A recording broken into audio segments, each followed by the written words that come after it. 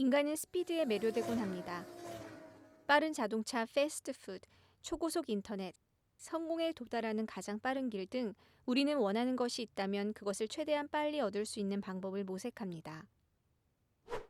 하지만 가장 빠른 길이 늘 최선일까요? 우리가 속도를 늦추고 인내하는 법을 배울 때 때로는 더 놀라운 결과가 우리를 기다리고 있을 때가 있습니다. 소아시아 지역 다른 거대한 도시들과 주요 거점으로부터 떨어진 곳에 루스드라라고 하는 작고 조용한 마을에 디모데라고 하는 소년이 살고 있었습니다. 디모데는 이 마을 사람들과 달리 이민자의 부모를 두고 있었습니다. 그것도 그냥 이민자의 부모가 아닌 아버지는 헬라인이고 어머니는 유대인이었습니다. 작은 공동체 안에 혼혈 부부의 아들로 살아가며 디모데는 종종 사회적 따돌림을 당했습니다. 할례를 받지 않았기에 유대인 공동체에 받아들여지기엔 너무나도 헬라인이었고 헬라인 사회에 받아들여지기엔 지나치게 유대인이었던 것입니다. 시간이 지날수록 디모데는 점점 더 두렵고 소심해졌습니다. 어릴 적 디모데는 그의 삶에 지대한 영향을 끼치게 될 한 장면을 목격하게 됩니다. 바울이라고 하는 한 유대인 랍비가 그 마을에 와서 예수를 믿는 사람은 그의 출신과 상관없이 죄로부터 자유함을 얻게 된다고 선포했던 것입니다. 어딘가 모르게 이 랍비에게는 다른 랍비들과는 다른 무엇인가가 있었습니다. 그는 절름발이를 고치는 것을 통해 그의 메시지에 힘을 보여줬을 뿐만 아니라 모든 사람이 그가 죽었다고 여길 만큼 군중의 돌팔매질을 당하면서도 그의 메시지에 대한 강한 확신을 보여주었던 것입니다. 그것은 디모데의 삶의 전환점이 되었습니다. 그 시점으로부터 디모데는 바울의 본을 따르기로 결심했습니다. 디모데는 그의 삶을 예수를 섬기는 데 헌신했고 말씀 연구에 몰두하였습니다. 어린 나이에도 불구하고 그의 특출난 인격과 나이에 비해 뛰어난 성경에 대한 이해력은 루스드라 전역은 물론 그 너머 기독교 공동체에까지도 순식간에 알려졌습니다. 약 1년 후 루스드라로 돌아온 바울은 디모데가 놀라운 잠재력을 가진 사람이란 걸 알아보았습니다. 바른 훈련과 양육을 받는다면 리더십과 통찰력을 통해 바울이 개척하고 있는 교회에 엄청난 영향력을 줄 것이란 것을 알았습니다. 바울은 디모데를 자신의 전도 여행에 합류하도록 초청하여 디모데 안에 있는 예수의 제자로서의 최대한의 잠재력을 끌어내고자 하였습니다. 그 시점으로부터 디모데는 바울의 제자이자 그의 가장 친밀하고 신뢰할 만한 동역자가 되었습니다. 박해 가운데 위로와 독려가 필요한 교회가 있을 때 바울은 디모데를 보냈습니다.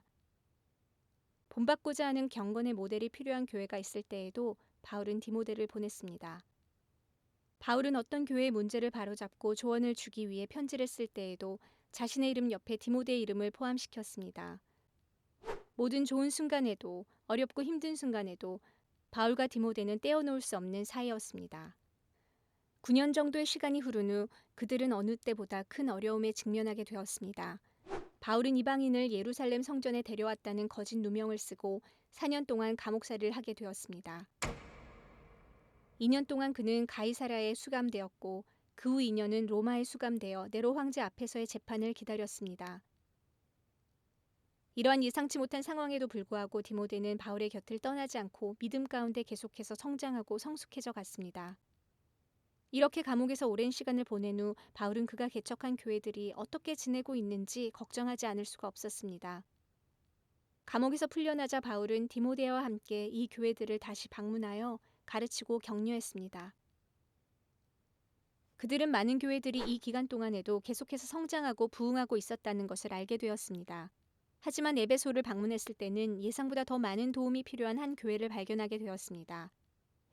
아직 신앙적으로 미성숙한 그리스도인들이 에베소 교회를 이끌어 가고 있었던 것입니다. 그들은 바울과 디모데처럼 먼저 말씀의 진리 가운데 기반을 다지는 시간을 갖지 않고 서둘러 리더가 되는 길을 추구했던 것입니다. 그러한 탓에 그들 중 일부는 온갖 사소한 시험과 거짓 가르침에 휘말리고 있었습니다.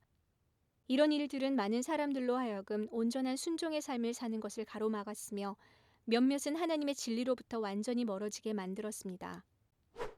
바울은 에베소에 더 머물며 이 문제들을 자신이 직접 해결하는 대신 다른 생각이 있었습니다.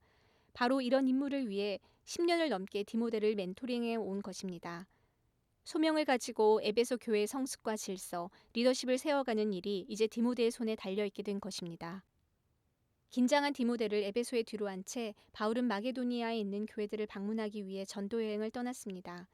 디모데가 이런 책임을 맡은 것이 처음이란 것을 바울은 잘 알고 있었기에 그가 할 일을 상기시키고 그를 부르심 가운데 격려하기 위해 우리에게 알려진 디모데 전서를 쓰게 되었습니다. 바울과 디모데는 그 후 1, 2년 동안 아시아와 마게도니아, 아가야 전역에 있는 교회들을 방문하며 힘을 북돋아주는 일을 계속하였습니다. 그러는 한편 로마 제국의 많은 지역에서는 기독교인들에 대한 적대감이 커지고 있었습니다. 네로 황제는 로마에 있는 기독교인들을 찾아내어 죽이기 시작했고 이는 제국 전역의 기독교인들에게 두려움을 불러일으켰습니다. 박해가 증가하고 있음에도 불구하고 바울은 계속해서 담대하게 복음의 메시지를 전했습니다. 그는 많은 적개심과 박해의 중심에 놓였고 결국 로마에 다시 수감되었습니다. 이를 본 그의 가까운 친구들과 동역자들은 바울이 가장 힘든 시기에 그를 떠났습니다. 바울은 자신이 이번에는 석방되지 못하고 처형될 것을 알고 있었습니다. 그렇지만 바울은 자신의 삶과 사역이 끝나가는 이 순간 디모데의 사역은 이제 막 시작되고 있다는 사실을 깨달았습니다. 드디어 디모데는 그의 부르심을 쫓아 사역을 감당할 준비가 되었습니다. 바울은 우리에게 디모데 후서로 알려진 그의 마지막 편지에서 디모데가 모든 상황 가운데서도 그의 사역을 수행할 수 있도록 지지하고 그의 신실한 아들 디모데에게 마지막으로 다시 한번 그의 곁에서 그와 함께할 것을 요청했습니다. 에베소 교회와 디모데는 서로 극명한 대조를 이룹니다. 에베소의 그리스도인들은 리더가 되는 가장 빠른 길을 선택한 결과 온갖 잘못된 가르침과 심지어 일부 사람들로 하여금 예수의 진리에서 떠나게 하는 사상에 도달하였습니다. 하지만 디모데는 더 나은 길을 선택했습니다. 그는 신실하게 성경을 연구했고 자신의 소명을 수행하기 전에 수년 동안 바울 밑에서 인내하며 훈련했습니다. 오늘날 우리도 마찬가지입니다. 우리가 성경을 열심히 배우고 우리의 소명을 인내 가운데 이루어갈 때 우리는 디모데 효과를 본받을 수 있을 것입니다. 이 비디오가 좋았다면 라이크를 눌러주시고 코멘트를 남겨주세요.